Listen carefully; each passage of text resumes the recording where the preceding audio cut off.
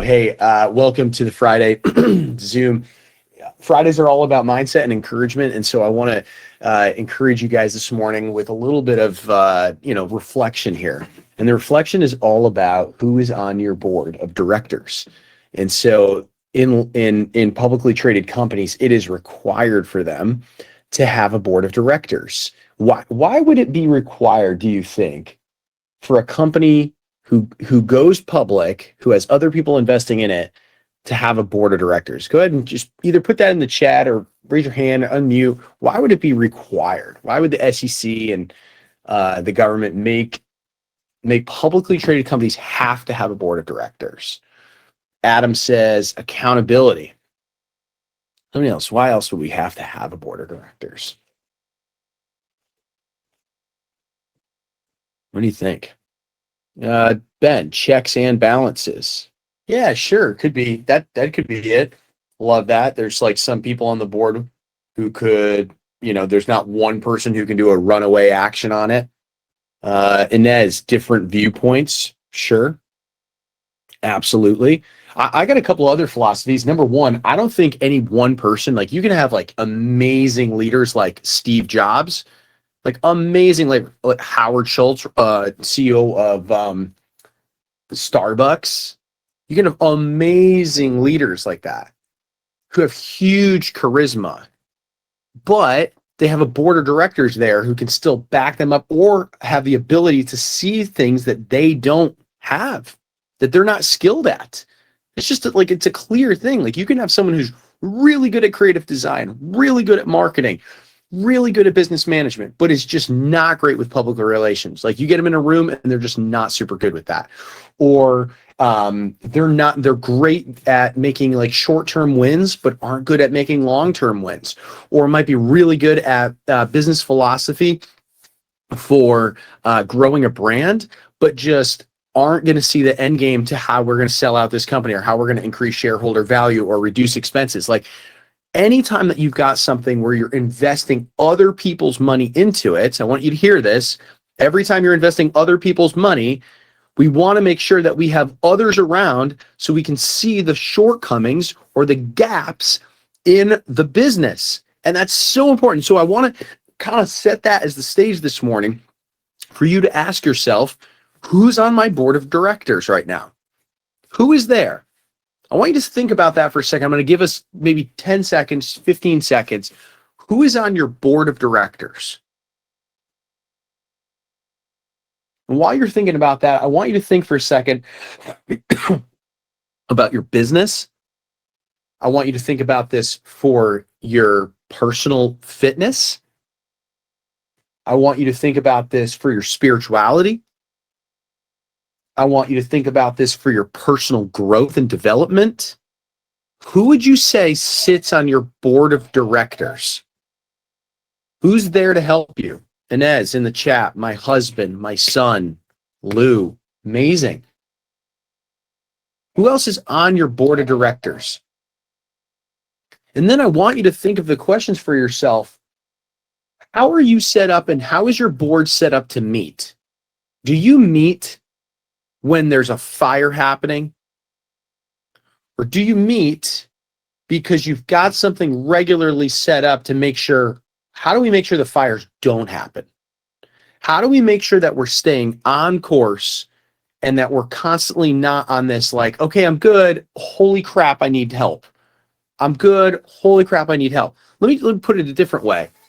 If we're always on pathway where we're like, okay, I've got my own fitness, I've got my own health, and then all of a sudden we check ourselves in March because we know, or April because we know summer's coming, and we're like, oh crap. We have to remind ourselves we're probably not meeting with our board of directors to keep ourselves physically fit. We're just like in panic mode. If our business is doing the same exact thing and we find ourselves, we're like, yeah, I'm good, and we start floating way out there, we're not seeking help. We're not doing any of that. And then all of a sudden, my business is not where I need to be. My tax bill is too high. My, what's the other ones that I hear? I expected to have 2 under contract every single month. Or whoa. All right, that's a fire. We can call for an all hands on deck this morning, right? And we can bring everybody in. but it's too hard to make those changes. So the first tip I want to give you this morning is, are you set up regularly to meet with your board of directors? Now, it would be weird, right? I'm guessing, Inez, if you were like, okay, my husband, my son, and Lou all get together with me every Saturday morning for coffee. That would be nice, right? That would be nice. But that's not you. You understand that I'm reframing this in the context of our lives that are not in a business, or your life is not a business. But meeting with these people is regular. Now, here's the second thing that I want to encourage you with. You are the chairman and the CEO of your life. You are the chairman and the CEO of your business and of your life, of your personal fitness, of your personal development. And you are the person who calls the board members not only in their positions, but calls the meetings together. It is on you, and it is on your responsibility to align those people. It is not their responsibility to figure you out when you need help. You might say, these are my goals and this is my ambition, and I hope to meet with you guys once a quarter, and I hope to connect with you. But it is your job, and it's the ownership that you have to say, okay, I need this help in my life. I'm going to meet with these people, and I'm going to follow the advice that they give me. That is their responsibility. So if you find yourself, here's the point, if you find yourself in a position where you're like, I just wish this person would help me, or I wish that person would help me, that is on you. You are the one who is responsible for getting people to bring them into your life so that you can grow.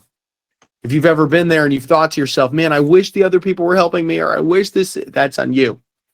You need to call a meeting. You need to call a board meeting together in order for this to happen, because you're the chairman and the CEO. All of it rests and falls on you. I know that might seem shocking to people, but ownership is the key to running a successful company, and it's key to running a successful life as well.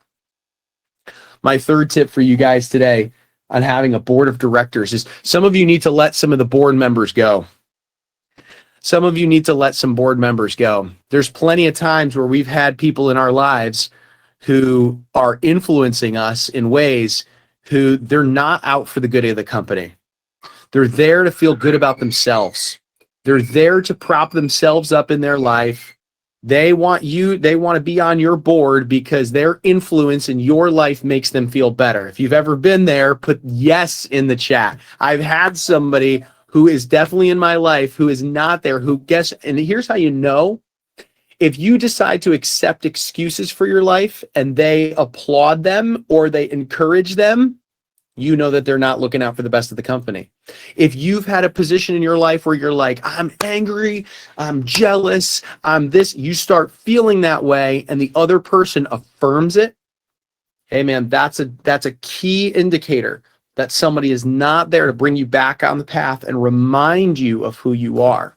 Adam says in the chat, it's a great litmus test. Yes, those who encourage you to step outside of who you are in the best version of yourself, those are people who are not good board members. They're on the board because they like the position. They like having the influence in your life, but they shouldn't have that influence in your life. So my encouraging, my third point today is, if you have board members in your life who you need to eject out of there, one of the best ways that you can do is encourage new people to come in. So here's my last point.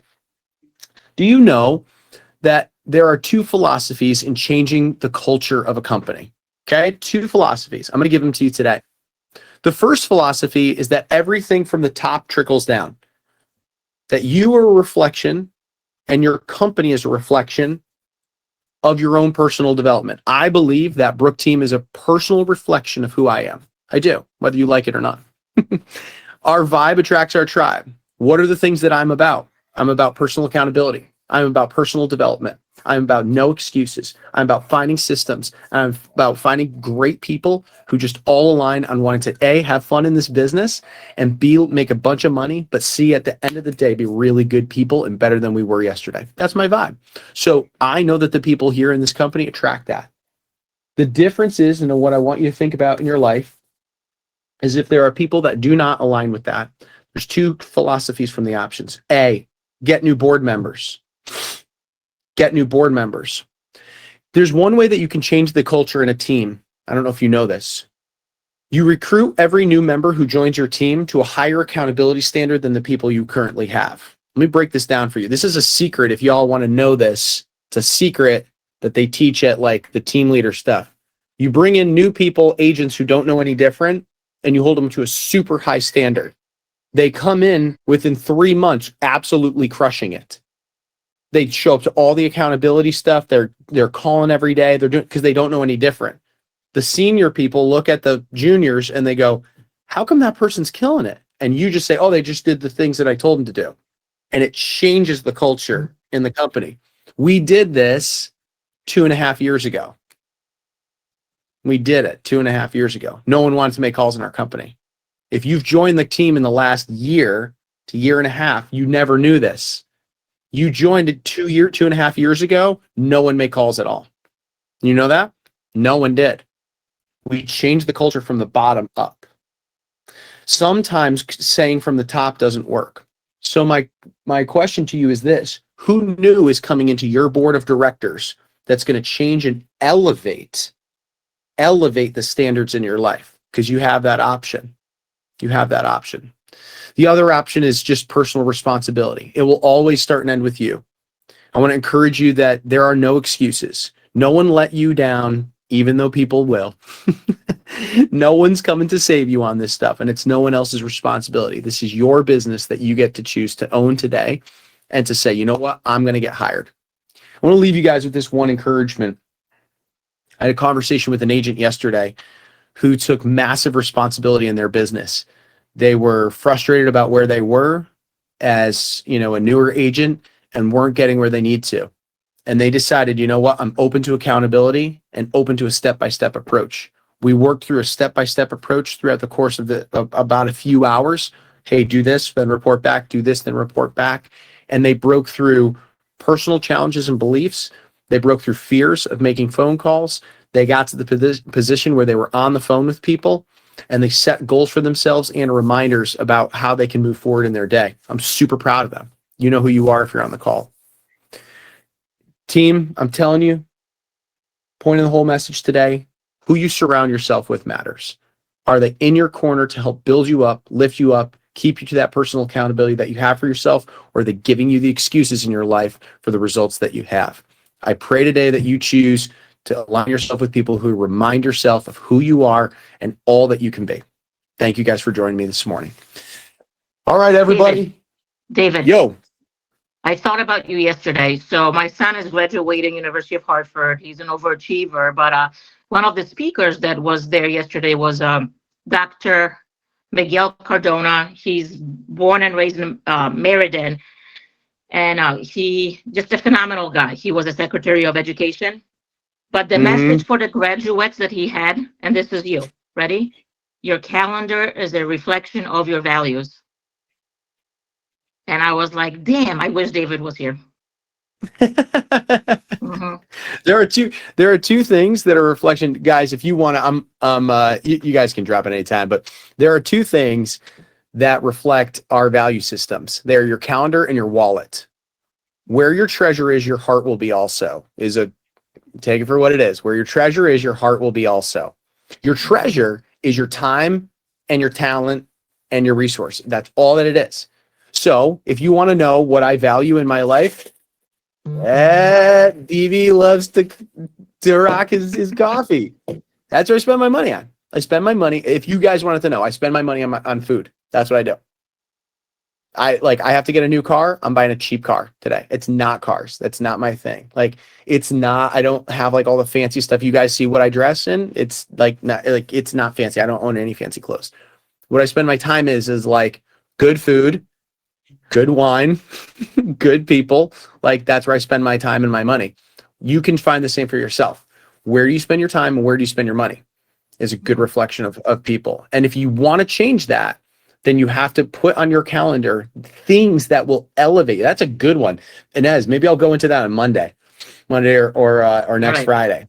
Put new things on your calendar that displace the old, and then you have to have other people in your life that hold you accountable to keeping it there until you change the entire atmosphere. Yes. It's like taking a dirty cup and pouring clean water in it, and it's going to take time, dude, but you keep pouring that clean water, it's going to dissipate all the other stuff. So Solid stuff, man. I love it. All right. Guys, I need to apologize for anyone who's tried to reach out to me over the past day. My car broke down, and crazy story. I ended up all the way down in Milford yesterday to try to get my Tesla repaired with a high voltage battery. They told me it'd be $15,000 to $20,000 to repair the battery, to which I was like, I'm not going to do that. So I decided to just get the same exact car. They were like, no problem. It's available in New York since we can't sell them in Connecticut due to Connecticut legislation. So I'm almost to New York. And by the way, my battery only charges 30 miles at a time now. So I'm like daisy chaining my way all the way from supercharger to supercharger. I'm like right in New York, and I get a call, and I like let stuff go to spam or whatever, like let it go. But I answered it, and they're like, "Hey, it's Tesla." I'm like, "How's it going?"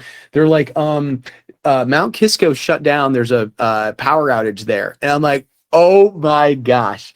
So I had no way to get back. So I called my cousin Rob, who has a house in Fairfield, and I parked my car there, and I Ubered. I almost messaged the team just to be like, is there anyone down there? But it would be like really good.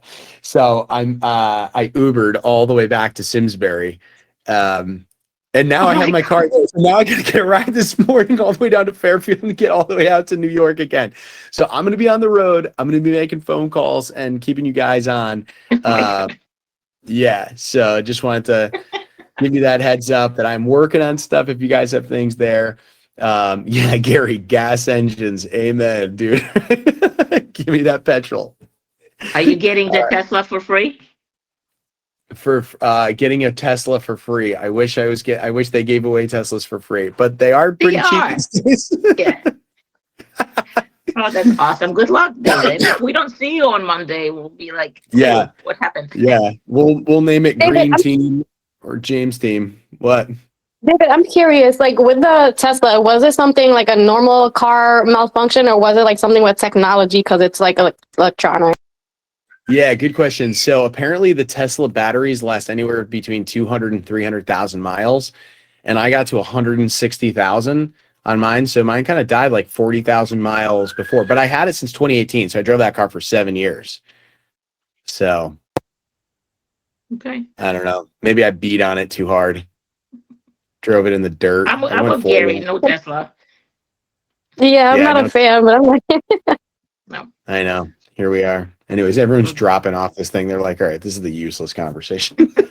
Thanks, David, though. Thank you. Happy weekend. Thanks, guys. Have a good one. See ya. Bye. Bye.